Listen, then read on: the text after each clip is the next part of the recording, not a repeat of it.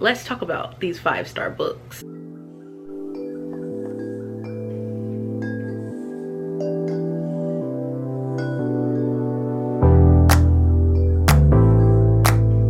Hi guys, welcome or welcome back to the channel. If you are new here, hi, I'm Jasmine and I love to yap about books. Thank you guys for clicking on today's video. Thank you for hanging out with me. If you saw by the title, today we are talking about all the books I gave 5 stars for the first half of the year, so January through June.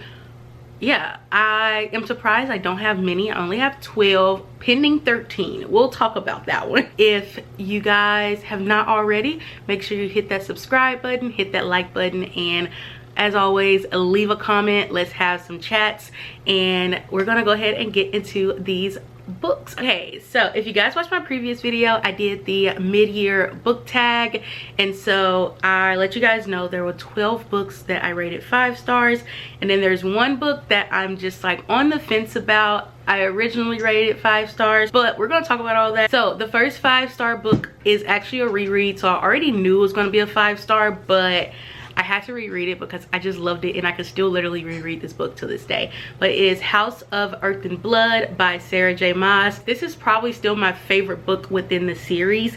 There was just so much adrenaline, and I don't know, it's just I cannot get over those last like 200 pages. Every time I read it, it hits the same. I still have the same emotions. It doesn't get old. Like, I think about it, I still love the playlist to this book. Like, I have nothing bad to say about this book. This was my first 5-star of the year. It was expected, and I am so glad I went into it knowing it was gonna be 5 stars. We might as well just go ahead and like focus on this series itself. House of Sky and Breath by Sarah J. Maas. This is the second book in the Crescent City world, and this one it took me a minute to get into it just because I felt like it was going a little slow at first, but then like midway it actually did start to pick up, and I absolutely loved it. I think the ending is really what like intrigued a lot of people, and if you don't know, then I won't spoil it for you, but there is a really big part that, you know, left everybody on a cliffhanger, and it made us want to dive into House of Flame and Shadow. We pick up on the aftermath of everything and everybody going through the process of getting used to this new world that they have come across. I feel like that's all I can say without spoiling it. But absolutely loved it. This was my first time reading it this year. The first 30% was a little slow just because we're going over like everything that happened in the first book and just getting used to like this new normal for them. But after that, it's, you know, it's free for all. Now, leading to the book that I said I rated 5 stars originally when I first finished the book, and now I'm kind of a little hesitant. House of Flame and Shadow by Sarah J. Maas. And guys, so like I said, after you finish House of Sky and Breath, it ends on this mega cliffhanger, and you're literally, you are inching at the bottom of your seat trying to get to this book. It did deliver. Like, I'm not gonna say it did not deliver. I absolutely loved it, and if anything, I think I may change it to like a 4.5, maybe a 4. When I think back on it, I'm like, okay, there are a few things I would change.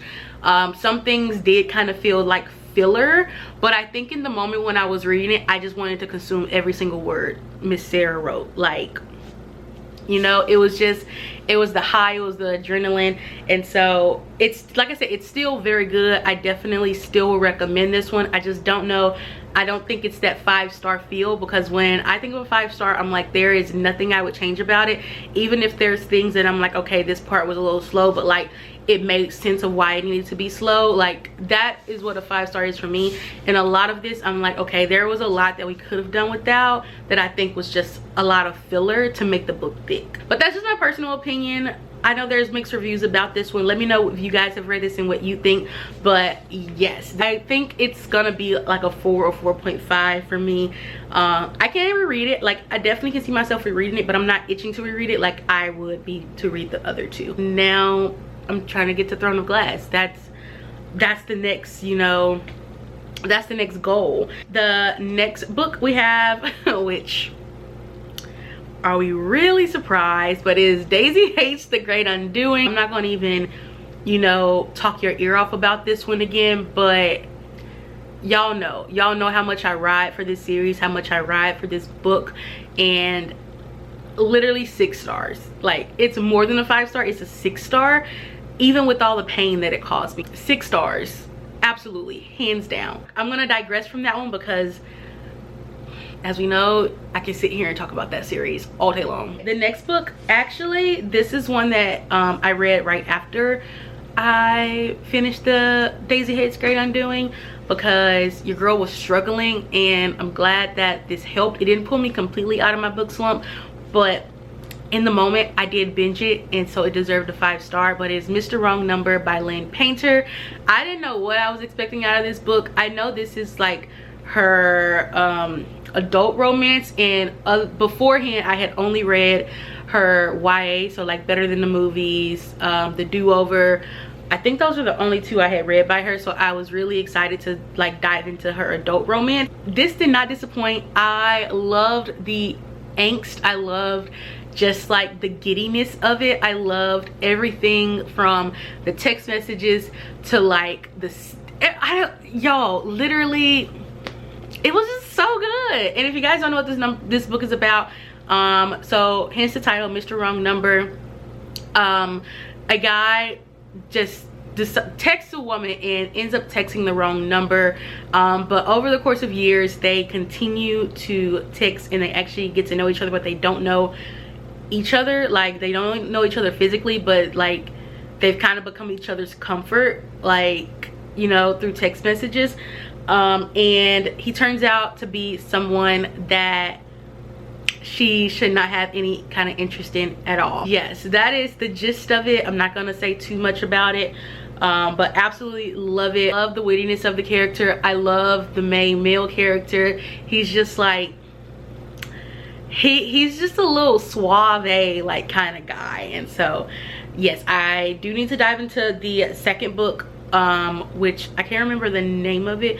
I think it's The Wage something, The Wage Number, I don't know, The Wager.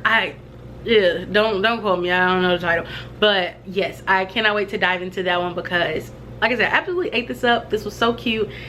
Binged it literally one sitting, and it was done. 5 stars. City of Bones by Cassandra Clare. Did not think I was going to enjoy this book as much as I did. I was literally speechless when I finished this one. This is part of the Shadowhunter series, but the Shadowhunter series is about these group of kids, young adults, I guess you can call them, but they have special abilities to, I'm not going to say, yeah, they can be shadows. They actually can be shadows, but they essentially are like people who take out the bad guys, but think of it like there's a normal world, and then you have this like outer world that's like filled with like your powers and like vampires and all of that. And so the Shadowhunters are people who take out the bad people for the good of the world.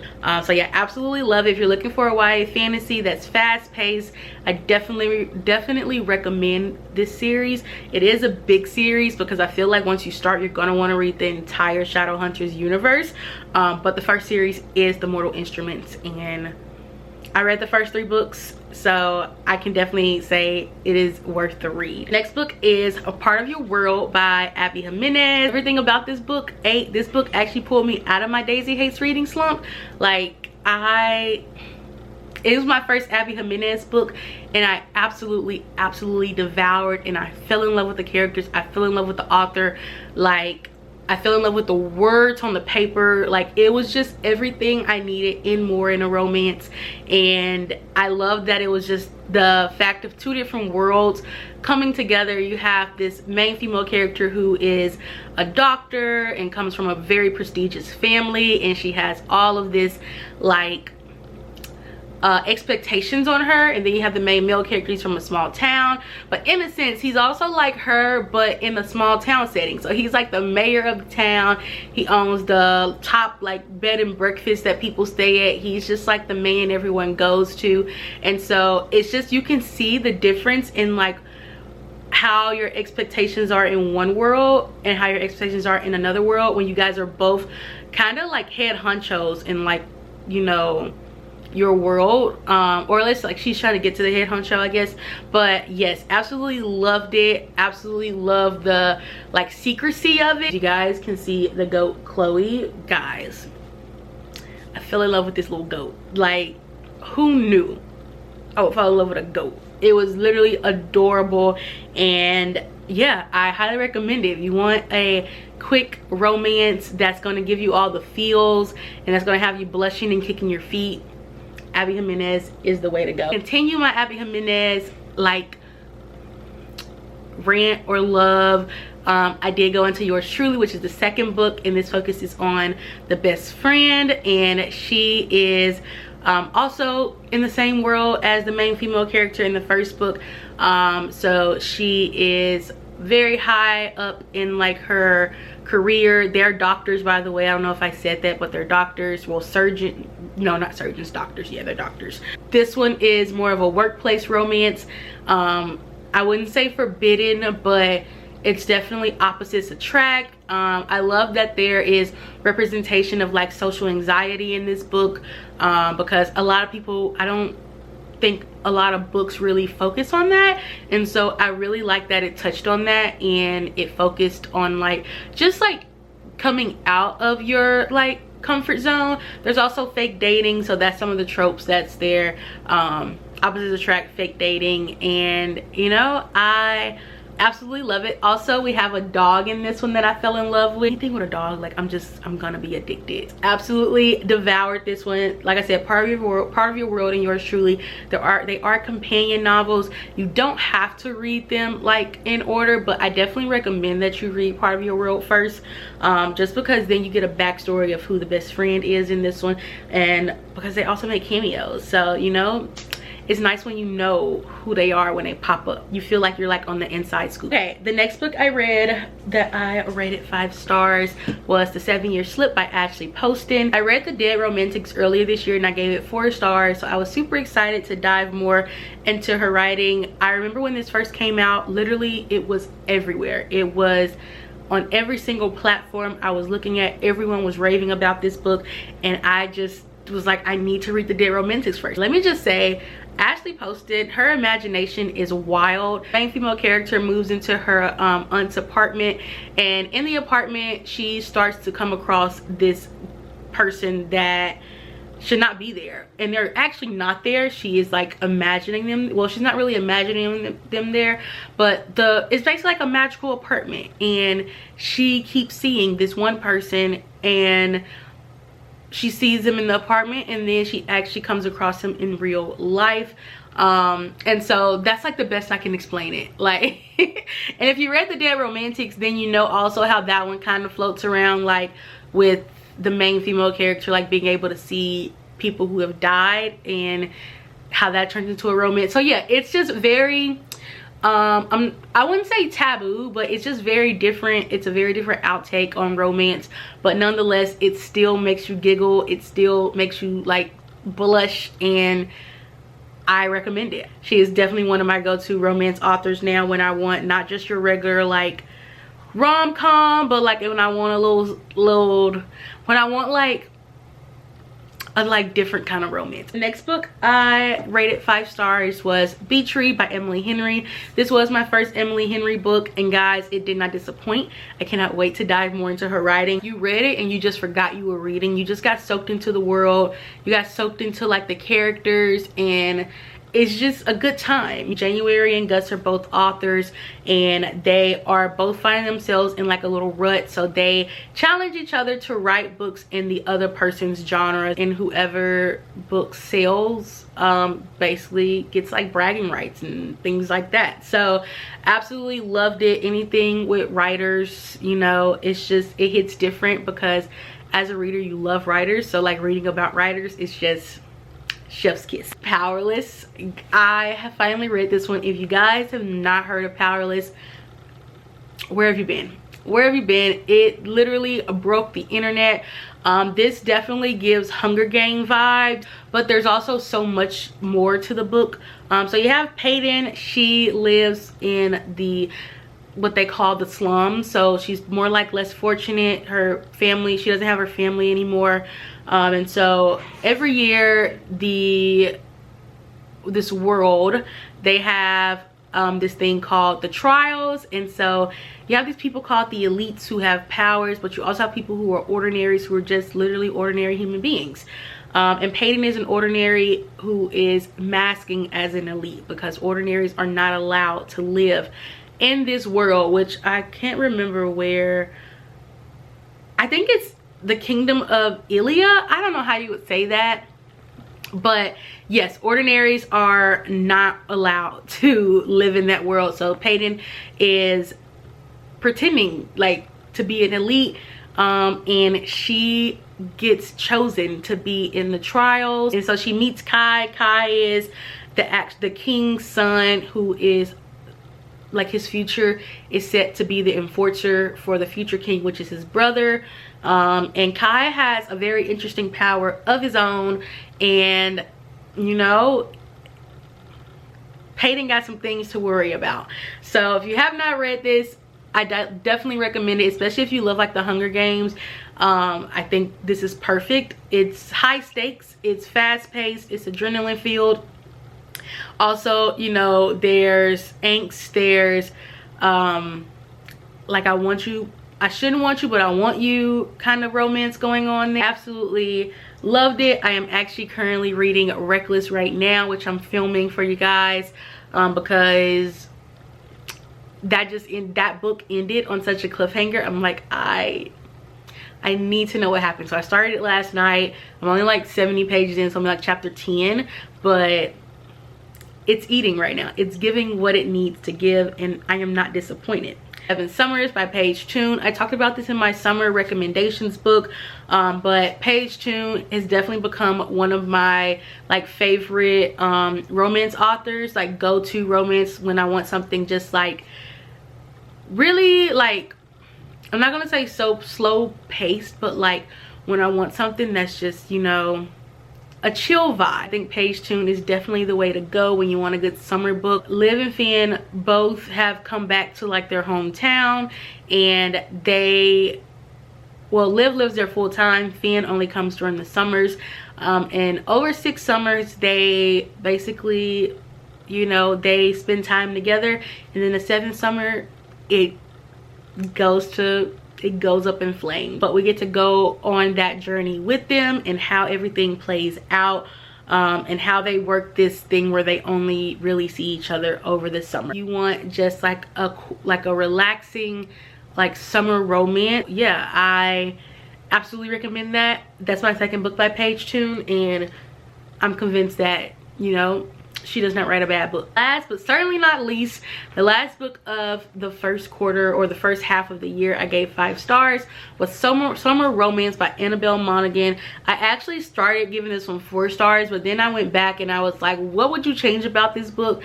And I was like, absolutely nothing. I could not stop thinking about this book, and I was like, Jasmine, you know that's a 5-star. Like, that's a 5-star book for you. I absolutely love this one. I love that it focuses on like a single mom that's going through a divorce, and that is trying to learn to like get her freedom back, that's learning to cater to herself. If you have not heard of this book, this is actually a new release. It came out in June, but this is the 3rd book by Annabelle Monaghan, and like I said, it's about a single mother who is her life is just gone through a change. Like, she lost her mother, she's going through a divorce, now she's becoming a single mom, and she is basically on the brink of like, I need something different. And over the summer she decides that she wants to have like a little summer romance. She comes across her best friend's brother, who they knew as kids, and they'd make a deal where she would help him organize a home to get ready to sell, and he will teach her how to have fun over the summer. Absolutely love it. It's just, it was just, you couldn't want more in literally a summer romance. But those are all the books that I gave 5 stars for the first half of the year. Guys, I'm looking for my next 5-star. I feel like it's been a minute since I've read a 5-star book, so I'm like, I need a good 5-star read. But yeah, let me know what your top 5-star read of the year has been so far. I will see you guys in the next video. Make sure you hit that subscribe button, make sure you hit that like button, and make sure you leave a comment. Guys, like I said, let's have some chit chats. Let's talk about these 5-star books. If you've read any of these, what are your thoughts? If you liked them, if you hated them, let me know what was it about it that you didn't like. But yeah, I love you guys, and I will see you in the next video. Bye.